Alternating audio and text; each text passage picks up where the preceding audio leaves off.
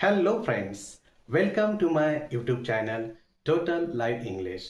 I have an interesting topic today, 1.5 GB data per day that I want to share with you. 1.5 GB data per day, whether it is an obstacle or a good torch to show path in our children's life that we have to think about.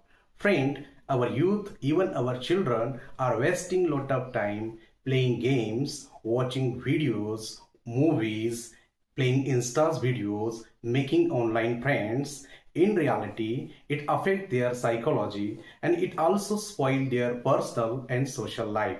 So our children are getting irritated and start living lonely lifestyle. Instead, our children need proper guidance about how to use 1.5 GB data in their life. I think they should use that data for searching new knowledge, information, doing research, learning new languages, coding, and start living creative lifestyle. Friend, there are many online courses we can do at our home. So learning is life and non-learning is death. So always be positive about learning.